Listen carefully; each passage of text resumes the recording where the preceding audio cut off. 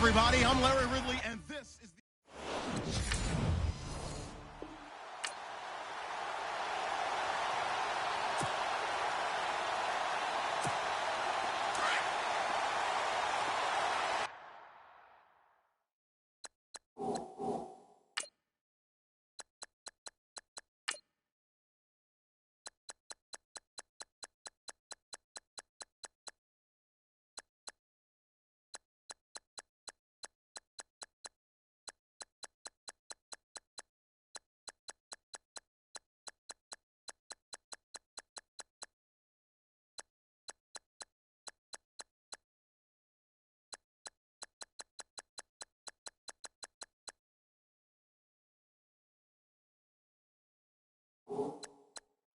Let's pick it up. It's our time, guys. Our time. Let's get off the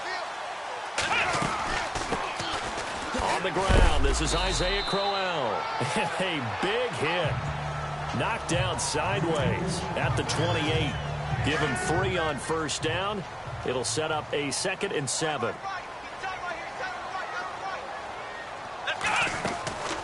Now a shotgun snap as they'll look to throw. Gets it to Gordon. And he's going to be out of bounds right at the 40.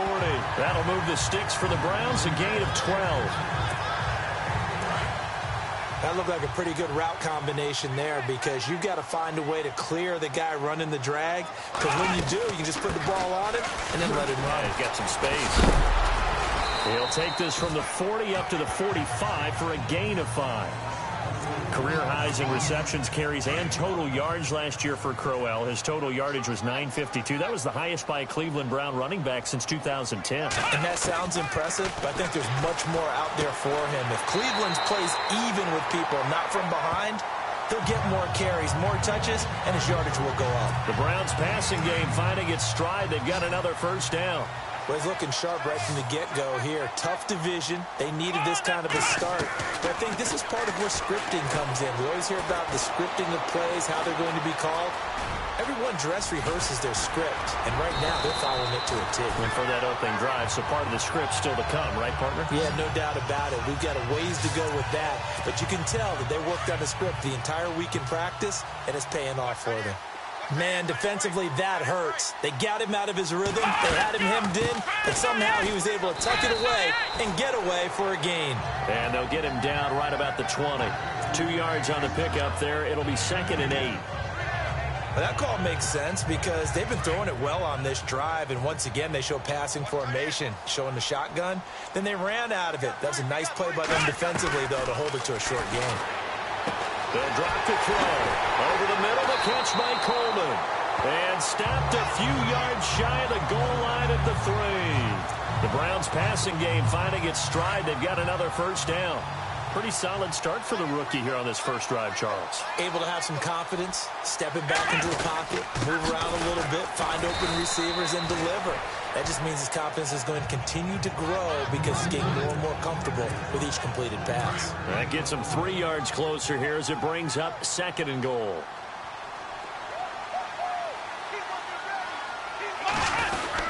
They'll run it with Johnson. And he's not even going to get back to the line of scrimmage. And they'll lose a yard that time, and that's going to lead to a 3rd down. 2 straight shots on the ground. Now on 3rd, do you go to the air? I think the possibility exists, and if you're doing it, you're probably going play action since you ran it twice. And he'll score. Touchdown, Browns. It's their quarterback with his first career.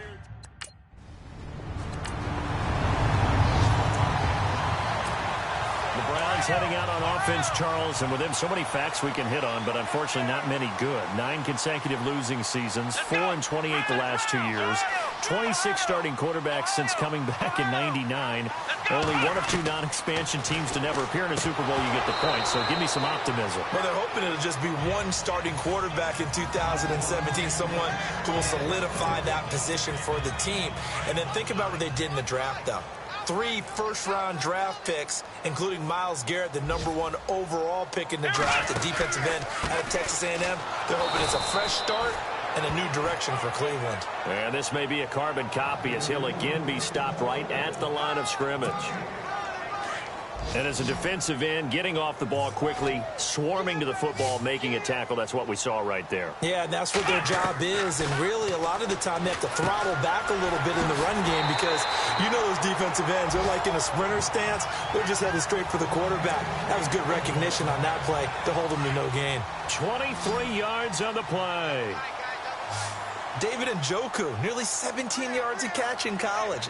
Those are wide receiver numbers. Yeah, went to Miami. Brad Kaya was his quarterback. They were a really good combo. Also, how about the wingspan of the young rookie? 35.25-inch arms. Quarterbacks love that. That catch radius, huge. And what he does after the catch, really impressive. I think there he had to come off of his primary receiver in a big way, just trying to get it to a secondary guy, unable to get that play completed. Checked down, but didn't even have enough time to do that. Incomplete. And he'll be taken down as that will take us to the end of the first quarter of play. They're staring up at a 3rd and 9 to start it out. And the defense searches for one more stop here after the run on 2nd down. From the midfield stripe, they'll look to throw.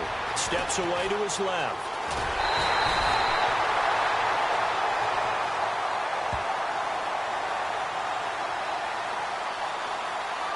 Personal foul, unnecessary roughness, defense.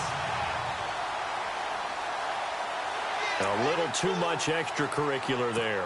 When you have a game with a lot of contact, tensions are going to run pretty high. You're going to be emotional, but you have to harness it somehow, and he didn't on that play. They'll look to throw here on 1st down. His throw incomplete. Josh Gordon, the intended receiver, and that'll bring up 2nd down. I know our vantage point might be a little bit better way up here, but that looked like an ill-advised throw to me. I didn't see anything open, and this play just didn't look right from the beginning. It did not. I thought he might get outside and just chuck it away. Dangerous pass, incomplete. And not much. Maybe a yard down to the 23. Well, he hasn't made much of an impact in the running game thus far, and after that last run, not much is going to change in that area. He hasn't been able to get anything going, and really the offensive line not helping him much. He's got his tight end, Njoku. And he is into the end zone. Touchdown, Cleveland.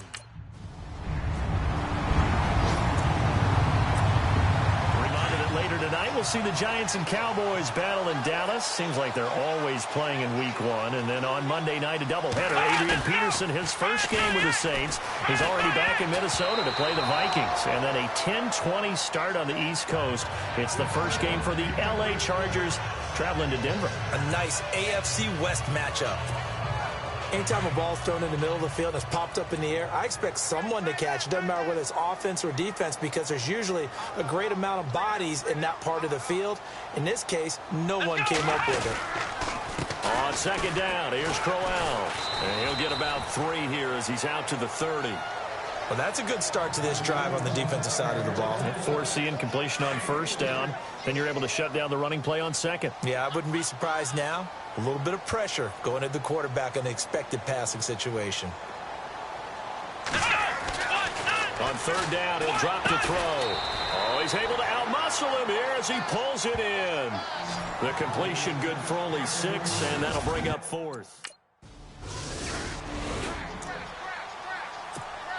And now the Browns coming out on the field. And they're coming off a 3-and-out, my friend. I think they've got to look at that play sheet and go to a spot that they haven't gone before. Time to shake things up a little bit to try and get this offense moving. Okay, so how do you do that? How do you shake things up? You look at what you called before, realize it hasn't worked so well. Go to something else. And maybe you try and find one of those special plays from one of your better players, and maybe try and hit something big and get things going in the excitement area. Let's go! On play action, they'll throw. Buying time to his left. Space to maneuver at the 40. And he's going to be out of bounds at the 39. That'll move the sticks for the Browns, a gain of 12. Obviously, a big play was needed. And you can see his eyes light up as he realized there's absolutely no one in front of him. And he takes off and goes a long way. Not only does he pick up a 1st down, but a big gain to boot. And taking it across midfield and inside the 45.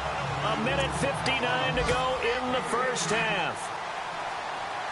A reminder coming up at this and every halftime this season, we'll be checking in with Larry Ridley in Orlando for highlights and analysis of our first half. LR, that's my man. That's your guy. And he'll get it inside the 40 to the 39. That throw good for 4. It's second down.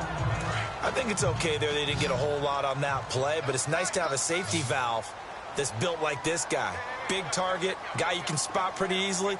Put it on him when your other targets aren't open. Back to throw here. Throw left side, caught by the tight end Njoku. And this time not quite to the 30. It'll be down at the 31-yard line. It's an 8-yard pickup and leads to a new set of downs. Here we go. Now a play fake here on first down. When this offense can get their tight ends involved, they can move the football. Here, a nice route, able to look it in, and picks up the first down. Call it a pickup of 7, and it'll make it a second down. The Browns trying to get back and set quickly here. Time ticking away. Again, he'll drop to throw. Dancing to his left. And taking it to the 15-yard line before he's brought down. It's a gain of 10, and the Browns are going to get a first down. First down now, but the clock continues to move. Here we go. They go play action here on first down. That's going to be caught at the 10-yard line. Now the Browns will use the first of their 3 timeouts as they'll stop it with 40 seconds remaining in this first half.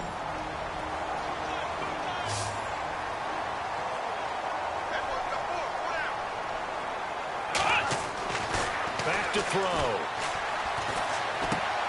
Into double coverage, and it's intercepted. Picked off by Bud Dupree. And not much on the return there. He'll take it only up to the 9-yard line.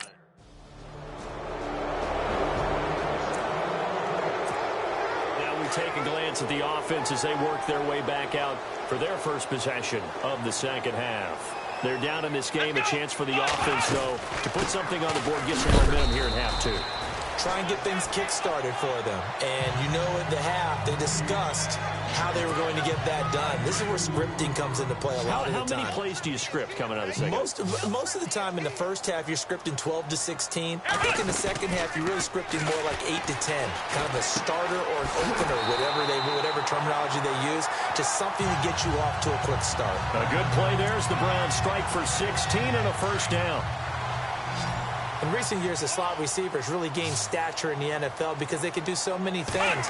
Yes, they can line up wide like your normal wide receiver, but they have that kind of courage and toughness to run. And now the ball's out, fumbled near midfield, and it's picked up by the Steelers. And they'll start out with great field position. And now Cleveland geared up to take the field. And last time, not only the turnover, but that turned into 6 points. They got to make up for that here. We always hear about empty possessions, but some are worse than others. You can have an empty possession, punt the ball away, get yourself set to play defense, but when you turn it over, it changes momentum, and when they take it downfield and punch it in on you, that's a bad possession all the way around. Yeah, but you're hungry to get back out there, aren't you? You better be, because otherwise... Blitz coming, and down he goes. Well, that play was the very definition of fast, quick, and in a hurry. Suddenly, he was there. Yeah, blink of an eye. That happened fast and a big sack. Let's go. Now on 3rd and long, they'll look to throw. He's going to loft one deep left side here. And incomplete. He can't hang on. Would have been a nice catch. Instead, it brings up a 4th down. And now Cleveland geared up to take the field. And on the last go-around, they really couldn't get anything going. They had to punt from deep inside their own territory, which means they're going to lose the field position battle as a general rule. What they're looking for now is a little more consistency, move the ball at least a few times on offense, get a couple of first downs, and hopefully flip the field. Yeah, just something to build off of. That's what they're looking for here. 14 yards, and it's a Cleveland first down.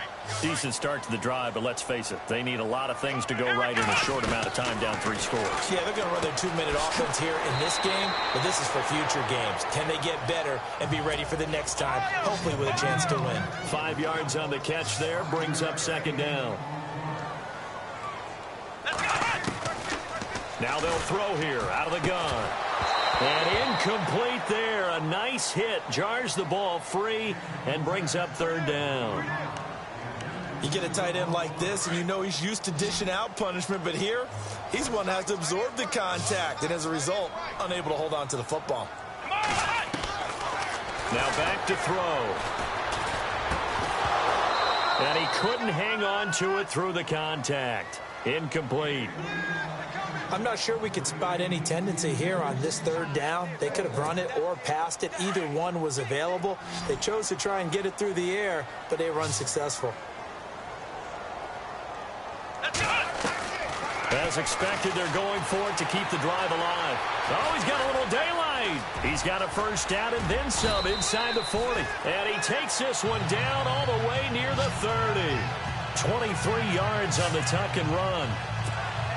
Now, those are the ones that hurt defensively. You do everything right. Excellent pressure, good coverage downfield, and then he slips out the back door and turns it into a nice gain. They'll look to throw. It's a short one here, complete to the tight end. And heavy contact. He is knocked down hard near the 25. You got the big lead defensively. Willing to give him that underneath stuff, right? And this is why you work on your tackling. Tackle him after the catch, inbounds, keep the clock running. Just go ahead and bleed the game out that way. But not to get too overcritical there because he knows what he's doing, but his shoulders looked a little off kilter there when he threw that. I don't think you're being overly critical there. You're just analyzing it, and he gets those shoulders right. That pass will go from incomplete to complete. On third and short, they'll try and pick it up through the air. And this is going to be incomplete.